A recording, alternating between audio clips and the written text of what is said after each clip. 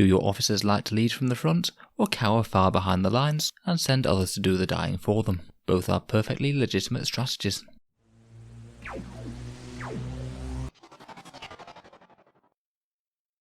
Hello and welcome back to Auspex Tactics, the strategy-focused 40k channel where we're all about getting the most out of our miniatures on the tabletop. Today we're continuing in our Astra Militarum series, and we've reached the Officer Corps, where we'll be reviewing the datasheets of company commanders and platoon commanders, and talk a bit about how I like to use them on the table.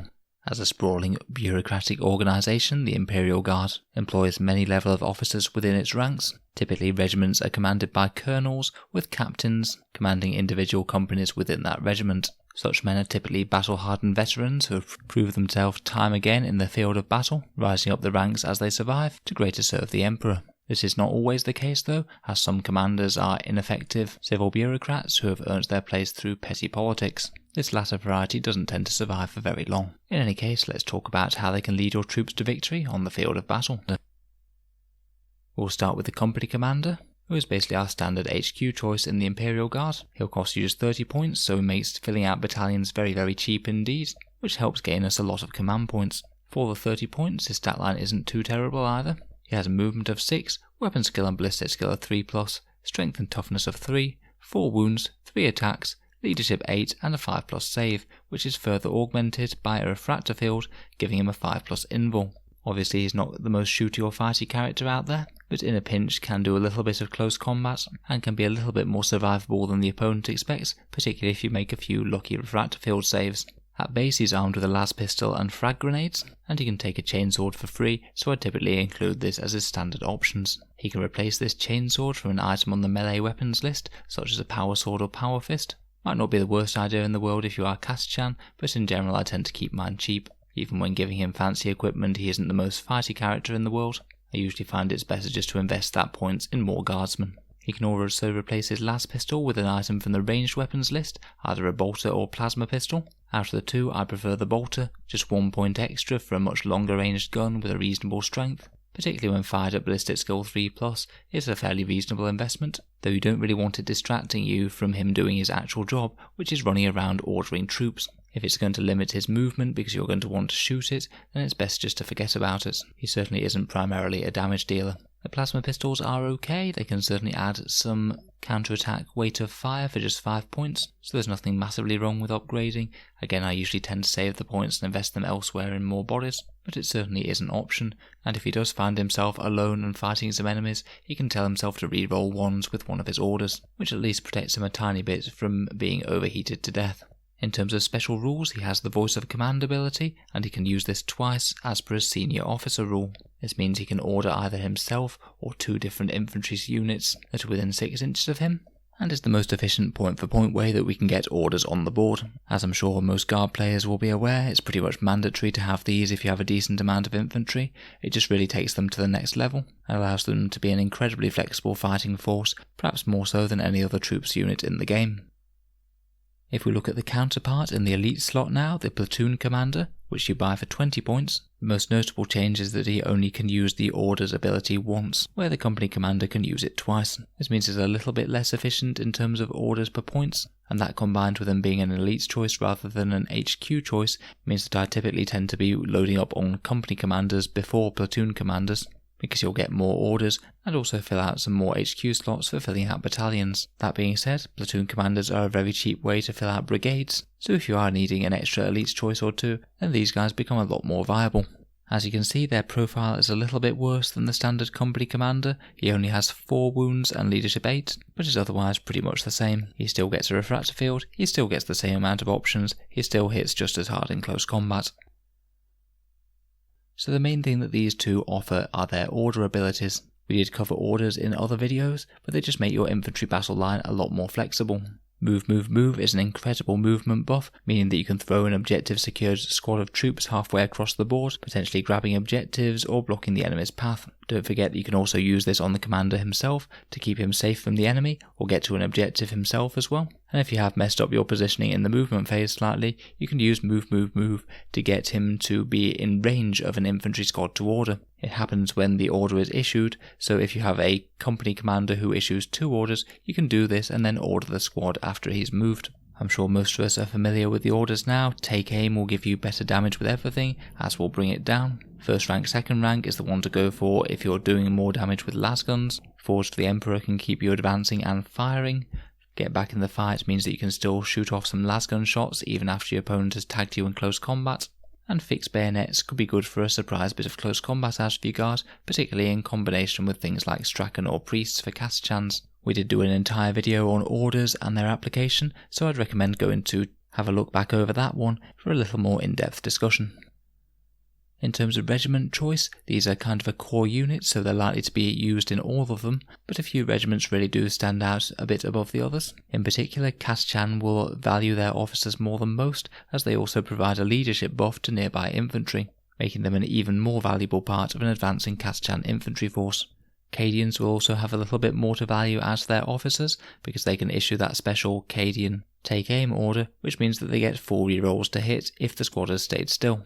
Going back to Kaschan a second, this is also the regiment where you're most likely to get the most out of a fighty company or platoon commander. Getting from strength 3 to strength 4 is really quite a big deal, in terms of actually being somewhat efficient against enemy targets. You'll certainly be able to do a bit more damage with a strength 8 power fist or strength 4 power sword if you do want to give them close combat gear of some sort. Most of the rest don't have as much special synergy, but officers will be needed in pretty much every Imperial Guard army, so they're nonetheless vital. Officers can of course be given warlord traits, and we have talked about this more fully in another video, my personal favourites being Grand Strategist and Old Grudges, although the others do have some situational uses. Again, I'd recommend checking that one out for a bit more of a full discussion. There are various options that can either make them a bit fightier in close combat, or get them to issue more orders. But for me, the best uses are the command point farming of Grand Strategist to get you more tactical options, and the massive reroll to wounds aura, which can help you nuke the first enemy threat off the tabletop right from turn 1. Company commanders are pretty much ideal to carry both of these buffs, as they're units that can happily stay at the back of the army, staying safe, not giving up Slay the Warlord, maybe ordering a couple of backfield infantry units that are shooting, and either doing the command point farming or positioning them optimally to give the units around them old grudges. As for our relics, the heirlooms of conquest, there are a whole bunch here that can increase the combat power of the guard commander, which in general I don't tend to recommend, just because compared with any other faction's relics, they don't tend to do absolute wonders and are just a bit situational. Most of the time you don't really want your company commanders charging straight into enemy lines, and if you do, I'd much rather just pay a few points extra for a power fist or something to give them a bit of a leg up in close combat, rather than taking the opportunity cost of a relic slot. But if you are just looking for something fun, then you can do worse than the Blade of Conquest. It does genuinely make your commander a bit more of an all-round threat. More interestingly, out of the relics are things like the Dagger of Tusark. This is the one that you give to an infantry officer, and it allows you to outflank the officer themselves and one infantry unit. This one's pretty much ideally set up for a platoon commander to take, as you can only get one infantry unit and they only have one order, so it seems like a good match to me. You can certainly do worse than a big squad of plasma veterans outflanking with the Dagger of Tusark, and can be a good way to get some heavy firepower close to the enemy that they're not expecting. The Laurels of Command is a reasonable option to give to a company commander to try and get a few more orders out of him. Kirov's Aquila can help you with that command point farming, and some of the regiment-specific relics can be particularly handy, particularly the Relic of Lost Cadia if you are playing Cadian, and Petrov's Mark 45 for the Valhallans to keep their conscripts in line. At some point we'll definitely be doing a video going through the guard relics. In terms of stratagems, there don't tend to be too much that you'd want to be given to your company commanders. One of the most useful is likely to be Imperial Commander's Armory to get you extra relics, but Inspired Tactics can be pretty handy as well, if you absolutely need to have a third order on the table in one turn, although do weigh it up as to whether or not you could live without the third and least useful order, in comparison with saving the command point for something better. They could potentially also make use of Mobile Command Vehicle for the Chimera, which can allow him to issue orders from the safety of inside his armoured transport. Again, I can't really say it's my favourite to be honest. If you could just have him outside the Chimera or even hiding behind it, then you could potentially do the same without costing you one command point per turn. In an actual game of 40k, the use of your officers is really going to depend on what your army is trying to achieve. They'll be functioning very differently in a infantry horde list as they would if you were just using a few of them to provide backfield buffs to your gun line, or even just literally be the bearer of old grudges or maybe certain relics.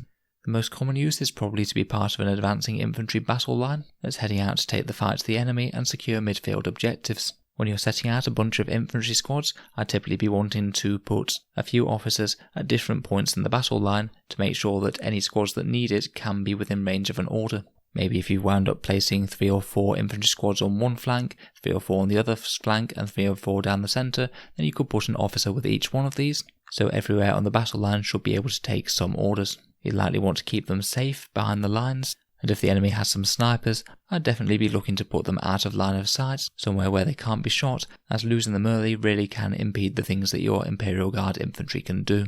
When you're moving officers around, I'll typically be advancing the vast majority of the time, as it can help them position a bit more optimally, and you can also issue orders with no penalty after advancing, so you may as well for the most part. When you're manoeuvring your infantry squads, don't forget that you can chain out. A 10-man infantry squad can cover an enormous amount of the board, so the front of your squad can be moving forward, even while the back of the squad is moving back to get into order range of the officer. You can cover some ridiculous ground this way with move, move, move, and you can use your officers to slingshot your men all the way up into the face of the enemy, to take objectives and block movement, and maybe the turn after they might even be able to make some gamey charges to tie up some enemy gunline elements. If the enemy are closing in, particularly if they're light infantry, then the officer might well be able to lend a hand with his actual frag grenades and close combat abilities, and could certainly join in some charges if you are thinking about doing a bit of a bayonet charge, though I'd try not to engage anything that does too many high damage attacks, as the opponent's almost certainly going to be targeting those at your officer, and you might just get him killed for basically no return.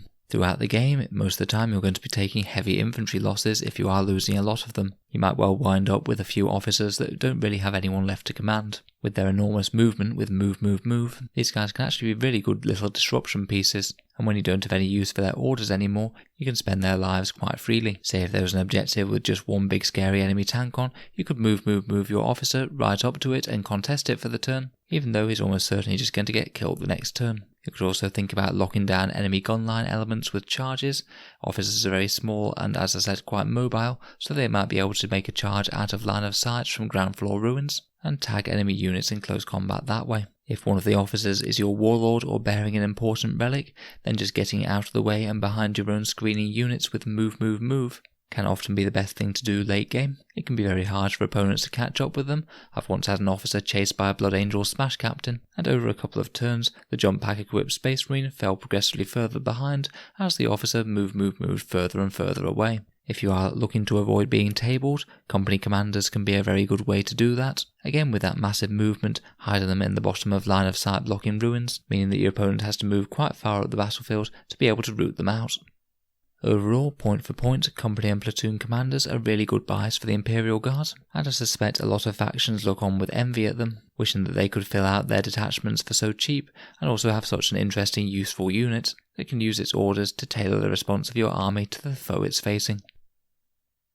If there's anything that I missed that's important with officers, please let me know down in the comments below. I know I haven't talked about Tempesta Primes, Creed or Strachan yet, but we'll be doing those in their own videos further down the line. If you've enjoyed the video, consider subscribing to Auspex Tactics, where we have new 40k content coming out every day. And if you've been enjoying all the Guard content, feel free to support me on Patreon as well. I do have a link to it down in the description below, as Patreon support is the thing that allows me to keep on making these videos with quite as much focus as I am doing. So any support is greatly appreciated if you are enjoying the series, and of course a big thank you to the people already helping out. In any case, thank you very much for listening. I'll hope to see you guys in the next episode.